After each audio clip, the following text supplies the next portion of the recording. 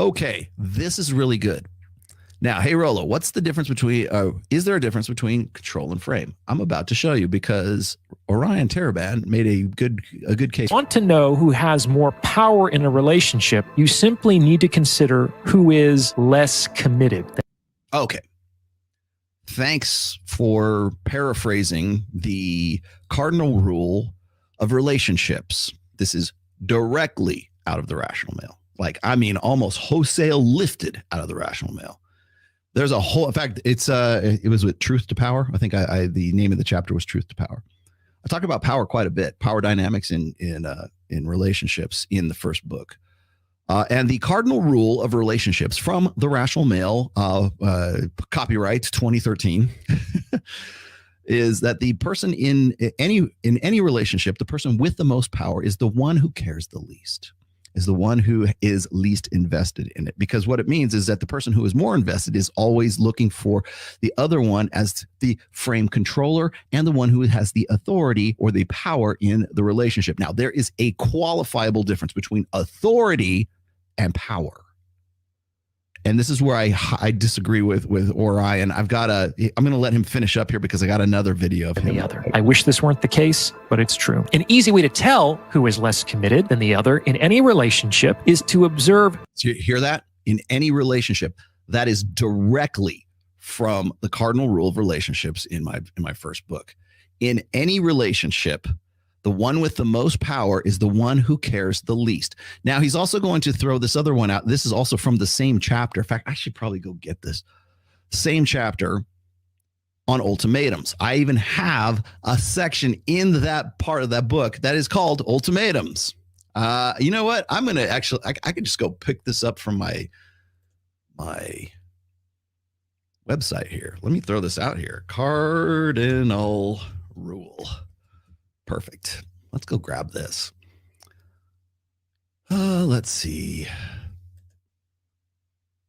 Oh, I have cardinal rule of sexual strategies, which will probably be the next thing that everybody lifts. Let's see.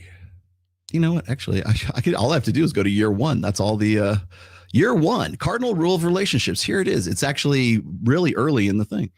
Here we go. Don't believe me? Here, let's show you this is where the chapter comes from. This is the blog post where the chapter comes from. Okay, so let me share the screen with you. There we go. Cardinal rule of relationships from the Rational Male. And let's just throw this whole big bad boy up here. Cardinal rule of relationships. My goodness, where on earth could he be coming up with all of this stuff? I don't know.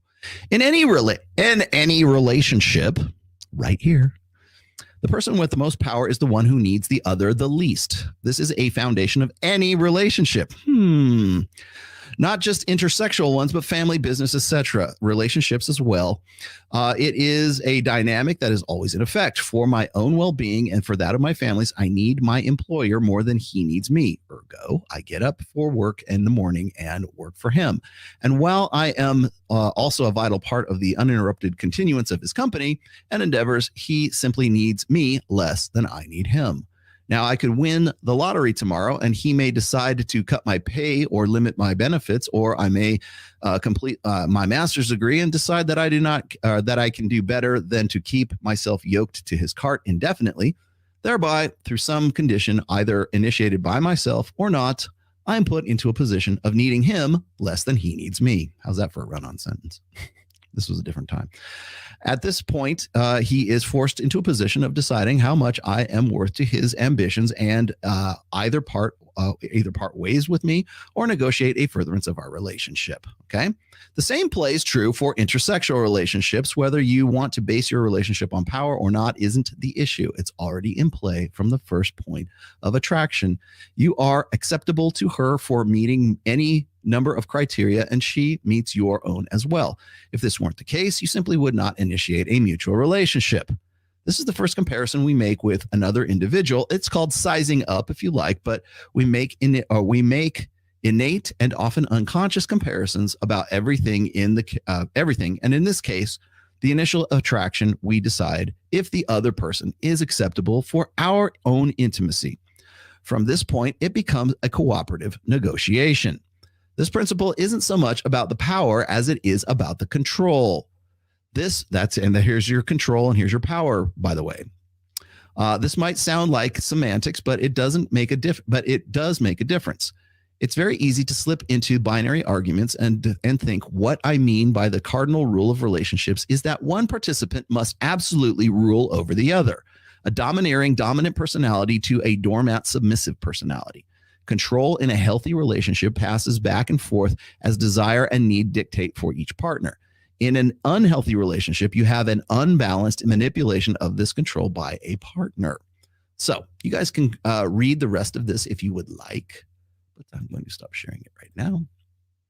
Sounds quite a bit like what our good friend... Issues ultimatums to whom? A few weeks ago, I met up with Logan Ury, author of How Not to Die Alone. She's a lovely person. At one point in the discussion, we were talking about marriage, and she said to me, behind every proposal is an ultimatum. And we both laughed because I think we could both acknowledge the truth in that statement. Now, the point of an ultimatum is to apply emotional pressure on the other person to motivate behavior in compliance with your agenda. So it's powerful in the sense of my working definition of power, getting other... Okay, we're going to hold off right there because now we have to go to ultimatums. Okay, hold on. That's not what I wanted to do. Here we go. Let's share the screen one more time. Oh my goodness, where could this have come from? I don't know. How odd. Ultimatums. Look, here we are.